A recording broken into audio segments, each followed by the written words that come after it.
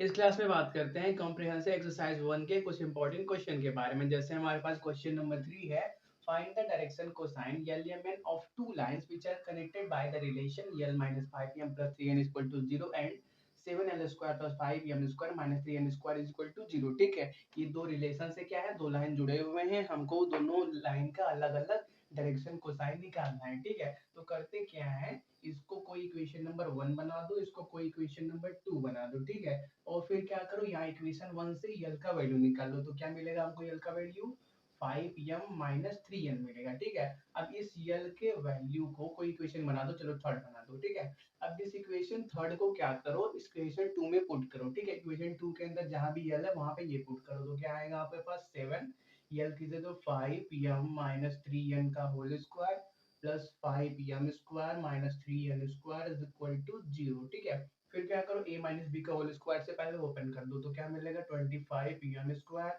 Minus plus 9n² minus 5 से 13 into 2 मतलब 30mn और क्या plus 5m² minus 3n² is equal to 0। ठीक है, 7 मल्टीप्लाई कर दो कितना हो जाएगा, 25 इंटू 7 मतलब 175m² plus 9 6 63n² minus 3 7 21 210mn और क्या plus 5m² minus 3n² equal to 0। ठीक है, तो देखो यहाँ पे 175 है, यहाँ पे 5 है, मतलब कितना हो जाएगा 180m² और यहाँ पे 63 है, यहाँ पे -3 है, मतलब क्या हो जाएगा 60n² minus 210mn is equal to 0। देखो कुछ ये बड़ा है तो क्या करते हैं, कुछ कॉमन करके बाहर निकाल लेते हैं। ठीक है, तो 30 कॉमन करोगे तो यहाँ पे क्या मिलेगा 3 6 18 6 बचेगा m² प्लस यहाँ पे क्या हो जाएगा 2n² और यहाँ पे क्या हो जाएगा 3 7 21 मतलब 7mn इज इक्वल टू 0। ठीक है, अब क्या करो 30 को उधर राइट में कर दो, 0/30 मतलब 0 ही होने वाला है, मतलब 30 हमारे से यहाँ से हट गया। ठीक है, तो हमको ओवरऑल सिंपली ये बचा हुआ है, तो हम क्या करते हैं इसको फैक्टराइज करते हैं। तो देखो 7m² plus 2n² minus 7m है, तो इसको फैक्टराइज करने के लिए क्या करो, पहले इसको थोड़ा सा रीअरेंज कर दो, 6m² माइनस 7mn को बीच में कर दो प्लस 2n² को राइट में कर दो। ठीक है, फिर क्या करो 6 2 12 तो करना क्या है 7 लाना है, तो क्या करो 4 + 3 कर दो। ठीक है, 6m² माइनस 7 4 + 3 कर दो mn plus 2n² is equal to 0। नीचे दिख रहा है, बस इसके बाद नहीं दिखेगा। ठीक है, सेकंड ऊपर का नोट करो, रफ कर दे। ठीक है, यहाँ तक 2 3 लाइन नोट कर लो, इसको रफ कर देते हैं। तो देखो फिर हमको क्या मिलेगा, इसको आप क्या कर दो ओपन कर दो, तो मिलेगा 6m² minus 4mn minus 3mn plus 2n² is equal to 0। ठीक है, तो यहाँ पे 6m है, यहाँ पे 6m² है माइनस 4mn है, तो क्या करो 2m कॉमन निकालो, तो कितना बचेगा अंदर 3m माइनस 2n बचेगा, 2n को इसमें मल्टीप्लाई करोगे 4mn आ जाएगा। ठीक है, तुम और क्या करना है माइनस, अब फिर क्या करना है हमको 3m भी अंदर लाना है, तो क्या करो इस बार n कॉमन निकालो, तो और क्या बचेगा पहले 3m बचेगा और माइनस का साइन और यहाँ पे n कॉमन निकालो, तो यहाँ पे क्या बचेगा 2n बचेगा इज इक्वल टू 0। मतलब हमको हमारे पास क्या मिला 3m माइनस 2n और क्या 2m माइनस n मिला। ठीक है, तो या तो ये आगे वाला इक्वल टू 0 होगा या तो आपका ये इक्वल टू 0 होगा या आपका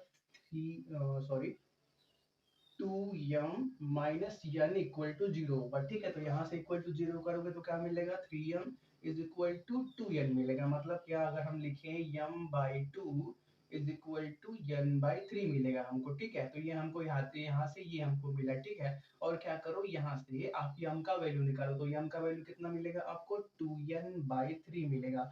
अब इस m के वैल्यू को थर्ड इक्वेशन में पुट करो, तो क्या मिलेगा आपको l is equal to 5 m की जगह कितना यूज करना है 2n/3 माइनस 3n। ठीक है, तो 5 2 10 3 3 9 मतलब क्या सिंपली हमारे पास बचेगा l is equal to n/3 मिलेगा। ठीक है, तो l/1 is equal to n/3 यहाँ से बना हुआ है। ठीक है, अब क्या करो इसको देखो, यहाँ से क्या मिलेगा आपको 2m is equal to n मिलेगा, मतलब simply m is equal to n/2 m/1 is equal to n/2 मिल गया। ठीक है, अब यहाँ से क्या करो m का वैल्यू निकालो, तो कितना मिल जाएगा n/2 मिल जाएगा। अब m का वैल्यू को क्या करो थर्ड इक्वेशन में पुट करो। ठीक है, तो पुट करो l is equal to 5 m की जगह कितना n/2 माइनस 3n। ठीक है, तो 5n/2, 3 2 जा 6 मतलब कितना बचेगा, यल का वैल्यू माइनस n/2 बचेगा। ठीक है, माइनस साइन को नीचे मल्टीप्लाई करो तो कितना हो जाएगा, L upon -1 is equal to n/2।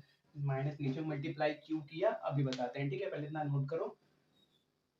चलो ठीक है, तो देखो कुछ टाइम पहले हमने डायरेक्शन कोसाइन और डायरेक्शन रेशियो नाम के दो इंपॉर्टेंट कॉन्सेप्ट पढ़े थे। ठीक है, और उनमें रिलेशन भी पढ़ा हुआ था, हमने पूरा प्रूव करके देखा भी था कि अगर हम क्या करें, कोई एक लाइन है जिसका direction cosine l m n है, उसका direction ratio a b c है, तो जब हम l upon a is equal to m upon b is equal to n upon c का रेशियो निकाले तो सभी बराबर आया था और सभी एक कांस्टेंट नंबर लैम्डा के बराबर आया था। ये रिलेशन हमने बनाया भी था और कैसे आया था ये भी देखा था। ठीक है, तो ये जो लैम्डा होता है वो आपका 1/√a² plus b² plus c² के बराबर होता है। ये इंपॉर्टेंट बात है जो उस वहां पे नहीं बताया था। ठीक है, कि कोई एक लाइन है जिसका डायरेक्शन कोसाइन या लेमन है, जिसका डायरेक्शन रेशियो एबीसी है, तो उसके यल अपान ए यम अपान